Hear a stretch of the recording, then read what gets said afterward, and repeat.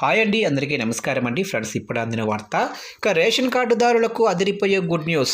రేపటి నుంచే ప్రారంభం అంటూ అప్డేట్ అయితే రావడం జరిగిందండి. అయితే ఇందుకు సంబంధించిన పూర్తి వివరాలు అయితే మన వీడియోలో తెలుసుకుందామండి. ఆ గుడ్ న్యూస్ ఏంటనేది వీడియో మాత్రం పూర్తి వరకు చూడండి ఫ్రెండ్స్. అప్పుడే మనకి పూర్తి సమాచారం అయితే తెలుస్తుంది.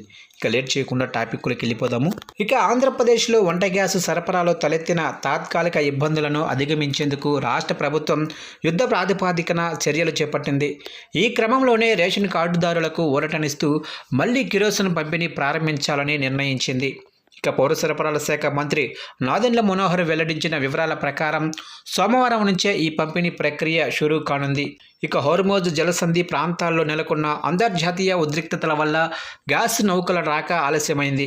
ఈ నెల 21న విశాఖకు చేరుకోవలసిన నౌక 26వ తేదీకి వాయిదా పడడంతో గ్యాస్ కొరత ఏర్పడకుండా కేంద్ర ప్రభుత్వం సుమారు 2800 కిలోలీటర్ల కిరోసిన్ను రాష్ట్రానికి కేటాయించింది. వాస్తవానికి ఏపీని ఇదివరకే కిరోసిన్ రహిత రాష్ట్రంగా ప్రకటించినప్పటికీ ప్రస్తుత అసాధారణ పరిస్థితుల దృష్ట్యా ప్రజలు ఇబ్బంది పడకూడదనే ఉద్దేశంతో ప్రభుత్వం ఈ మినహాయింపు ఇచ్చింది. ఈ కిరోసిన్ పంపిణీ తొలుత గిరిజన ప్రాంతాలు, మారుమూల గ్రామీణ ప్రాంతాల్లోనే లబ్ధిదారులకు అందచేయనున్నారు. ఒక్కో కార్డుపై లీటర్ చొప్పున రేషన్ దుకాణాల ద్వారా దీనిని సరఫరా చేస్తారు. రాష్ట్రంలో గ్యాస్ నిల్వలపై వస్తున్న వదంతులను నమ్మవద్దని మంత్రి సూచించారు. స్కూళ్లు, ఆసుపత్రులు, అలాగనే హాస్టళ్లకు గ్యాస్ సరఫరాలో ఎలాంటి అంతరాయం లేదని ఆయన స్పష్టం చేశారు. అలాగే గ్యాస్ సిలిండర్ల అక్రమ రవాణా లేదా బ్లాక్ మార్కెటింగ్ను అరికట్టేందుకు ఓటీపీ విధానాన్ని పక్కాగా అమలు చేస్తున్నట్లు తెలిపారు.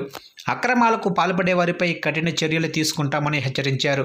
గ్యాస్ కంపెనీలతో ప్రభుత్వం నిరంతర సంప్రదింపులు జరుపుతోందని, అతి త్వరలోనే సరఫరా సాధారణ స్థితికి చేరుకుంటుందని ఆయన భరోసా ఇచ్చారు.